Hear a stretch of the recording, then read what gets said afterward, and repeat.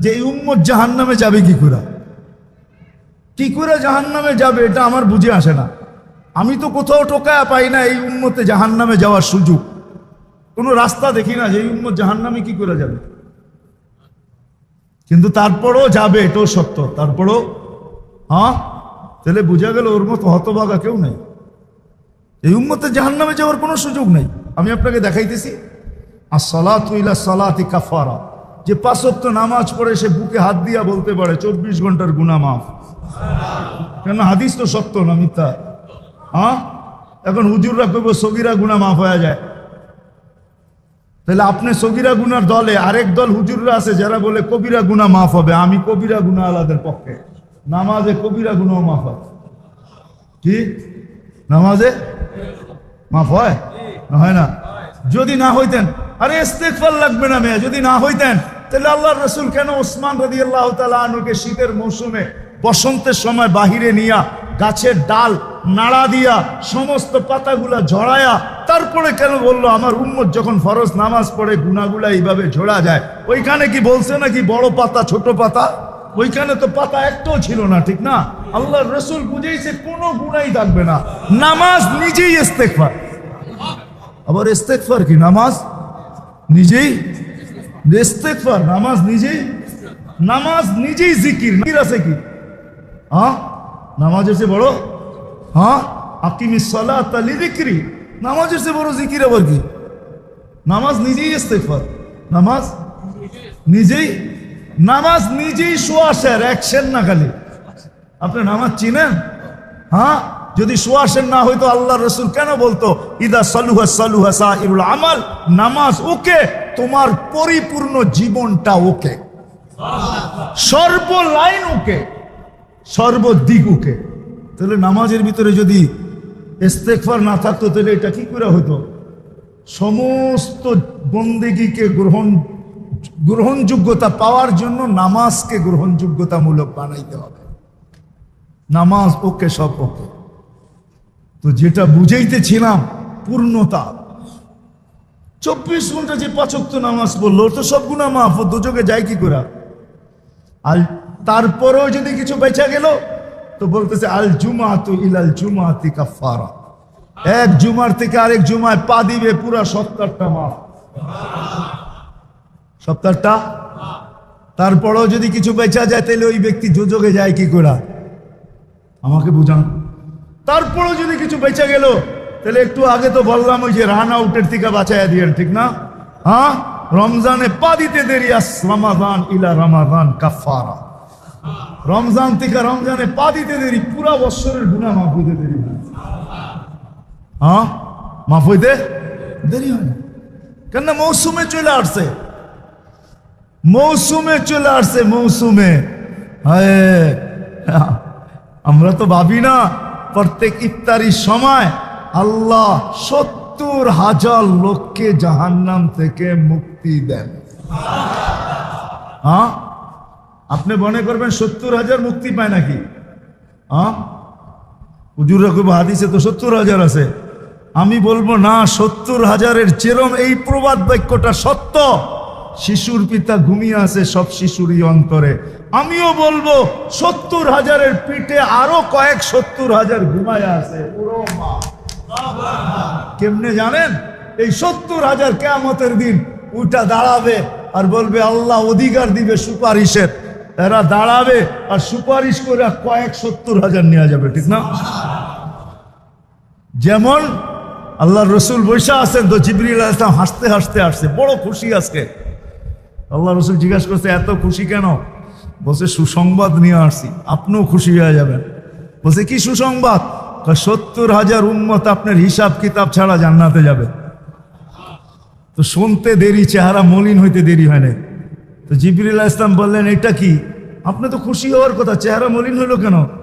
মাত্র 70,000, আমার সাহাবী তো 1.25 লক্ষ, কিয়ামত পর্যন্ত উম্মতের কি হবে?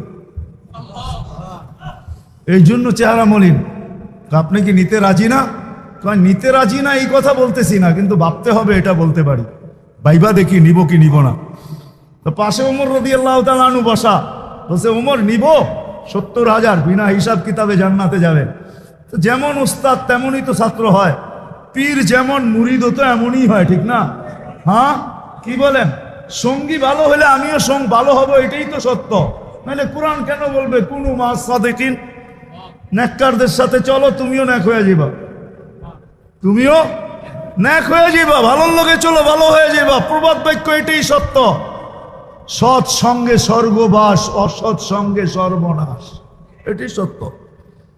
সৎ সঙ্গে সর্বনাশ, সৎ সঙ্গে স্বর্গবাস, অসৎ সঙ্গে সর্বনাশ। তো বসে অমন নিব, না ১৬ লক্ষ তো আমরাই, কিয়ামত পর্যন্ত মানুষের কি হবে, কি করবো? ফেরত পাঠায় দেন, বলেন বাড়ায় নিয়ে আসতে। তো বলছে মশওয়ারা হয়ে গেছে, নিতে পারি না, আল্লাহকে বলো বাড়ায় দিতে। আল্লাহ আল্লাহ, ঠিক না? আল্লাহ আল্লাহ আল্লাহ আল্লাহ, হায় হায়, কার আল্লাহ কিরকম আমি জানি না, কিন্তু মোহাম্মদুর রাসূলুল্লাহর আল্লাহকে দেখলে অন্যরকম দেখা যায়। হায় হায়, আমি মনে হয় বুঝাইতে পারি না আপনাদেরকে। আপনি বলবেন পৃথক করলেন কেন? না, এটা পৃথক না, এটা অন্য জিনিস বুঝাইতে চাইতেছি।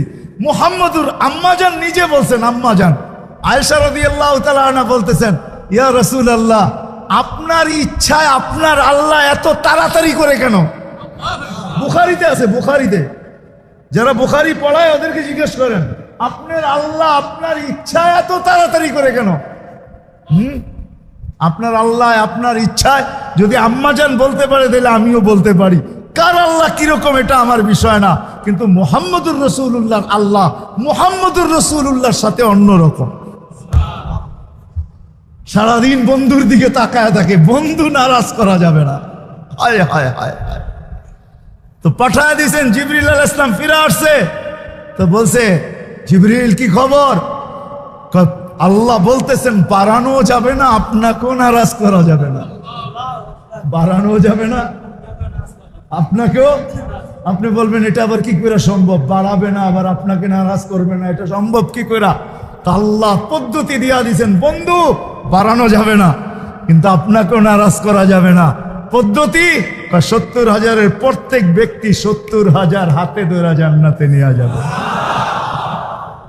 তাইলে কত যাবে হিসাব কিতাব ছাড়া জান্নাতে? কত?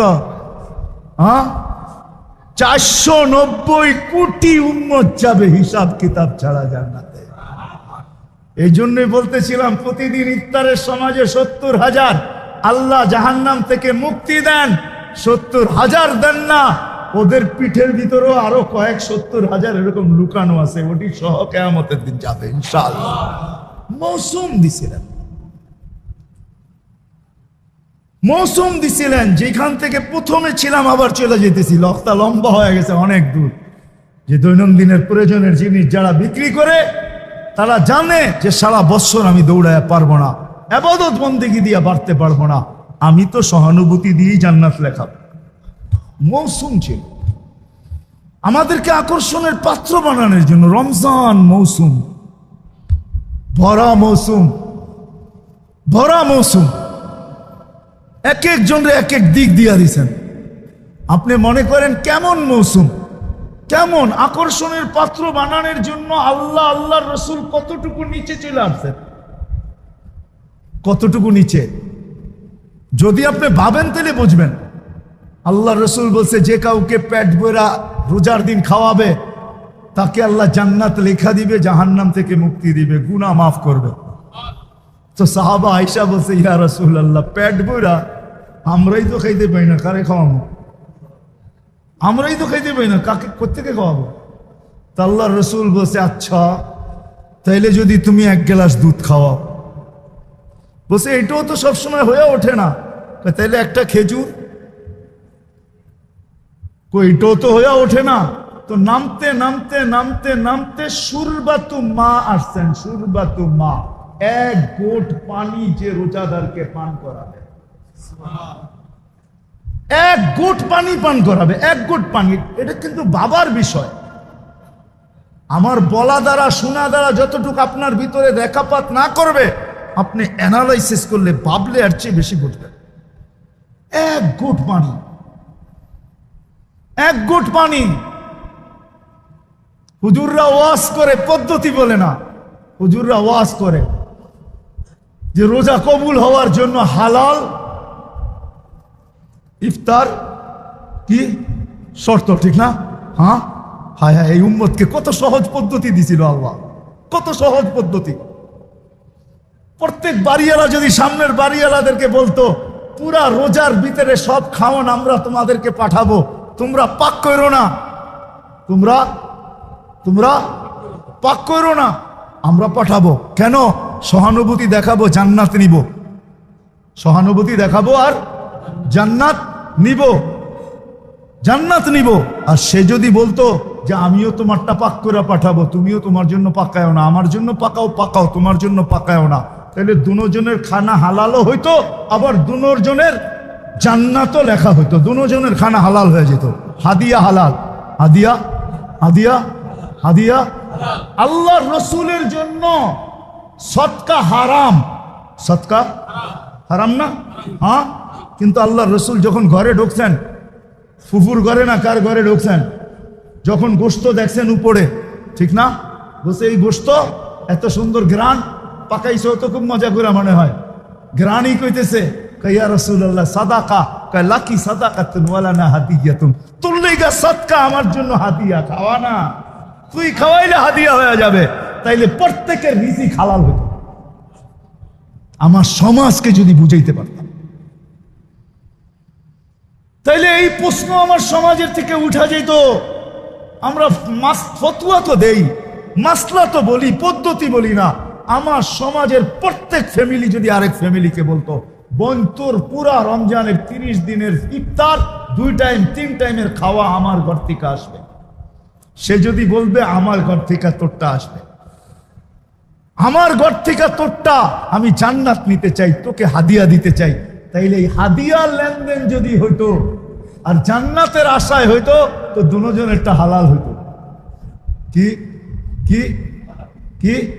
হাদিয়া হালাল, হাদিয়া হাদিয়া হালাল। আপনি বলতেন ও তো ওইরকম কামাইছে, কামাক না, ওটা কি আপনার দায় দায়িত্ব দিছে নাকি আল্লাহ?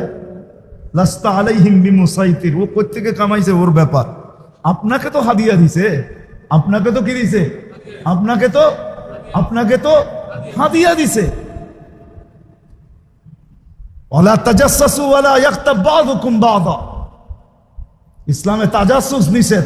আমরা একটু বেশি পরহেজগারি দেখাইতে যে তাজাসসুসে লেগে যাই, আমি জানিও না যে এই তাজাসসুস আমাকে কোথায় নিয়ে যাইতেছে। আপনি ভাবছেন আপনি বড় মুত্তাকি হইতেছেন, না, মুত্তাকি হইতেছেন না। হইতে পারে এই মুত্তাকির শয়তানের চাদর আপনাকে অনেক দূরে নিয়ে যেতে পারে। নিজেকে বড় মুত্তাকি ভাইবেন না যে আমি তাকওয়া তাহকিক করি, তাহকিক করতে করতে করতে কারো পর্দা ফাঁস করে ফেলছেন। আপনি কোন মুসলমানের পর্দা ফাঁস করার অনুমতি আল্লাহ আপনাকে দেয় নাই, অনুমতি আপনাকে আল্লাহ দেয় নাই, আপনাকে দেয় নাই। আমরা দেখি তো সমাজের অনেক ক্লিপ দেখি, অনেক বয়ান দেখি, অনেক কথা শুনি, মাঝে মাঝে বড় দুঃখ লাগে, এত সংকীর্ণ মনা কেন? হ্যাঁ, আমি ওদিনই বলতেছিলাম, মনে হয় উমরার থেকে আসার পরের দিনই এক বয়ানে বলতেছিলাম যে খোদার ওয়াস্তে আমাদের তো আজকে দুরবস্থা এরকম যে আমরা টুপির কালার পর্যন্ত দেখি। হ্যাঁ, টুপির কালার দেখা ছাড়েন, কাঠ টুপি উঁচা কাঠ টুপি নিচা দেখা ছাড়েন, উম্মতকে এক ভাবেন এক। বিশ্বাস হয় না? তাইলে আমি আপনাদেরকে এমন ব্যক্তির রেফারেন্স দিব যার উপরে ব্যক্তিত্ব নাই। শাইখুল হিন্দ মাহমুদুল হাসান রহমতুল্লাহ আলাইহির বয়ান পড়া দেখেন, শুনা দেখেন। মাল্টার জেলখানার থেকে যেদিন উনি ফিরে আসছেন, ওই দিন সারা ভারতের ওলামারা দারুল উলুম দেওবন্দে জমা হয়েছিলেন। ওই দিন যে বয়ান উনি দিচ্ছেন, ওই বয়ান আপনি পড়া দেখেন, তারপরে আপনি বুঝবেন আপনি কে, আপনি কতটুকু বড় মুত্তাকি আর পরহেজগার, আপনি কতটুকু বড় তাকওয়াওয়ালা। ওই বয়ান শোনেন। যেদিন মাল্টার জেলের থেকে আসার পরে দারুল উলুম দেওবন্দে ভারতের সব ওলামারা জমা হয়েছেন, কিন্তু উনি সমস্ত ওলামাদের কি, হ্যাঁ, ভারতের ওনার উপরে ওস্তাদ মাত্র 2 জন। কয়জন? 3 জন। রশিদ আহমদ গঙ্গুহি, কাসেম নানতুবি, মোল্লা মাহমুদ, এছাড়া কোনো ওস্তাদ ওনার নাই। 3 জন ওস্তাদে মিলে 1 জন ওস্তাদ। সারা ভারতবর্ষের কিয়ামতের সকাল পর্যন্ত ওলামায়ে দেওবন্দের যত ওস্তাদ আসবে সবাই ওস্তাদ শাইখুল হিন্দ মাহমুদুল হাসান রহমতুল্লাহ আলাইহি। ওনার ওই দিনের বয়ান শোনেন, না পাইলে আমার কাছে যায় না, আমি বয়ান শোনায় দিব আপনাদেরকে। না পাইলে আমার কাছে যাইয়েন, আমি বয়ান শোনা দিব, উনি কি শুনাইছে, উম্মত বানাবেন। তো যেটা বলতেছিলাম মেরে দোস্ত, আসেন আসেন নিজেকে আকর্ষণের পাত্র বানাই, সৃষ্টির কাছে, স্রষ্টার কাছে, আল্লাহর রসুলের কাছে। সারা বৎসর দৌড়াইয়া পারবেন না, আমিও জানি।